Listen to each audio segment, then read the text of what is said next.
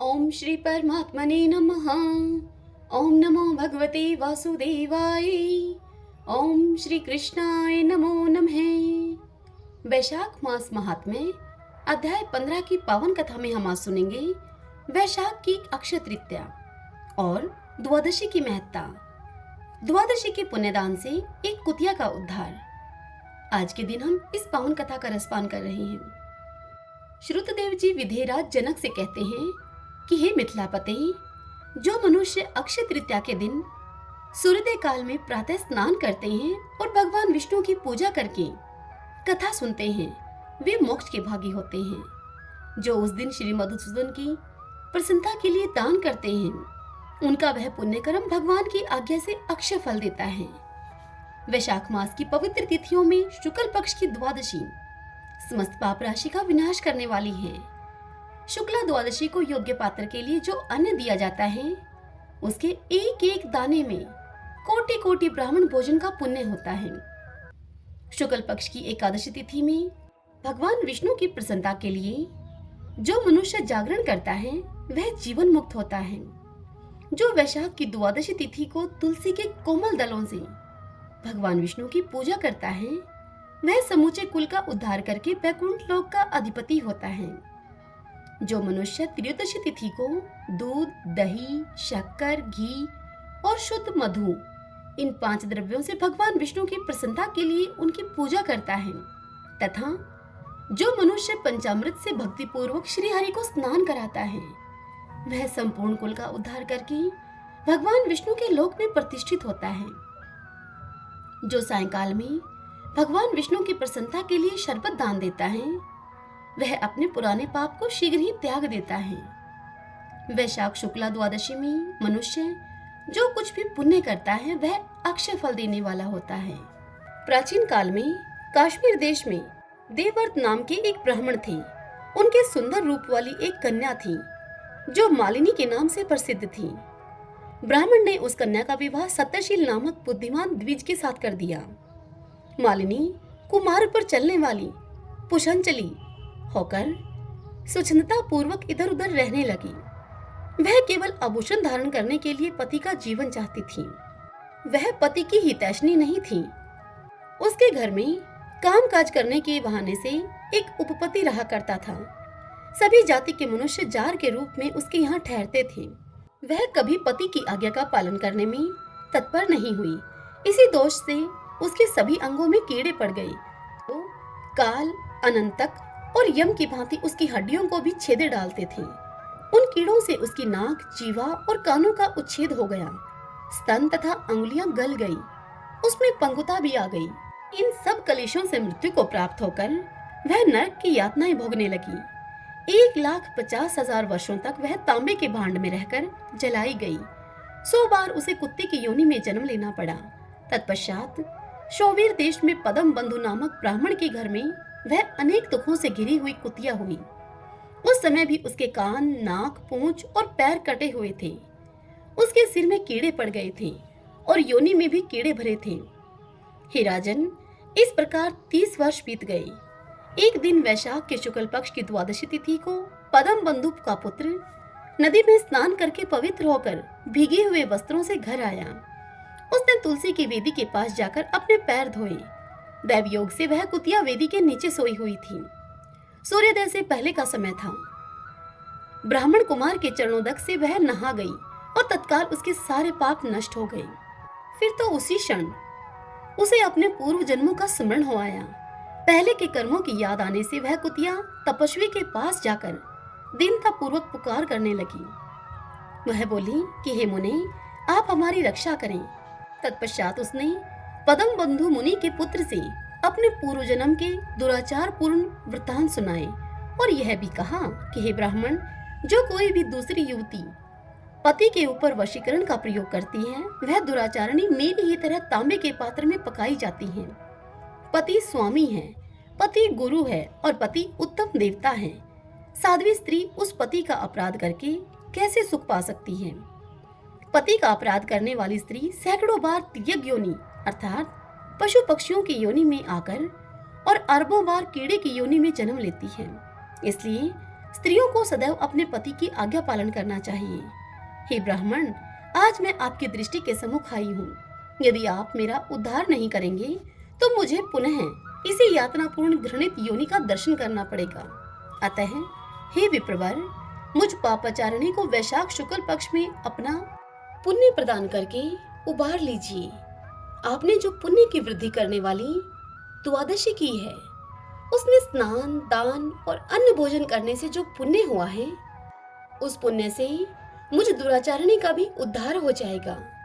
हे महाभाग, हे दीनवत्सल, मुझ दुखिया के प्रति आप दया कीजिए, मेरा आप उद्धार कीजिए। अंत में मैं आप द्विजेंद्र को नमस्कार करती हूँ। उस कुतिया का ऐसा वचन सुनकर मुनि के पुत्र ने उससे कहा कि हे कुतिया, सब प्राणी अपने किए हुए कर्मों के ही सुख दुख रूप फल भोगते हैं।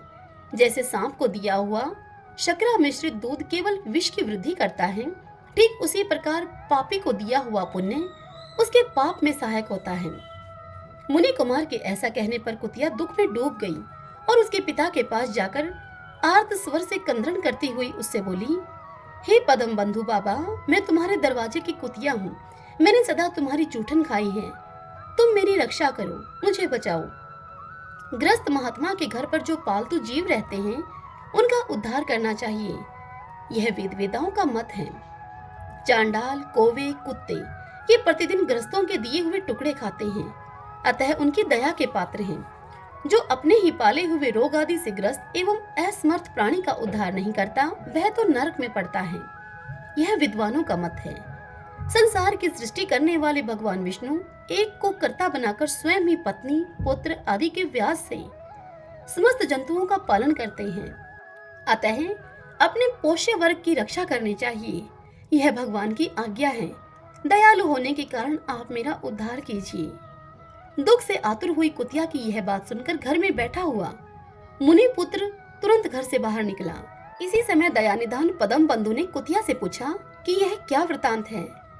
तब पुत्र ने सब समाचार कह सुनाया। उसे सुनकर पदम बंधु बोले कि बेटा, तुमने कुतिया से ऐसा वचन क्यों कहा?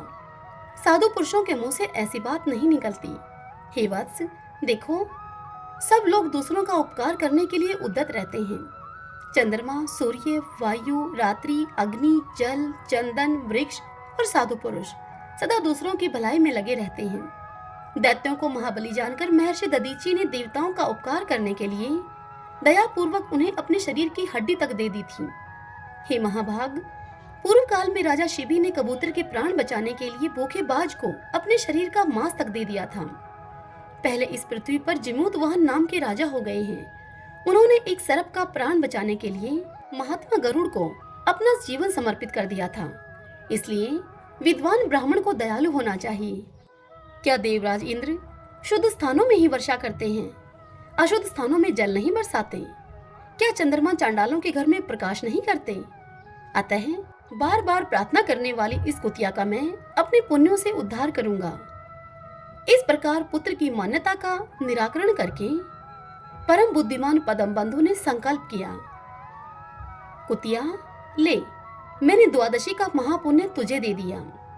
ब्राह्मण के इतना कहते ही कुतिया ने सहसा अपने प्राचीन शरीर का त्याग कर दिया और दिव्य देह धारण करके दिव्य वस्त्र आभूषणों से विभूषित होकर दशों दिशाओं को प्रकाशित करती हुई ब्राह्मण की आज्ञा लेकर स्वर्गलोक को चली गई। वहां महान सुखों का उपभोग करके इस पृथ्वी पर भगवान नर नारायण के अंश से उर्वशी के नाम से प्रकट हुई।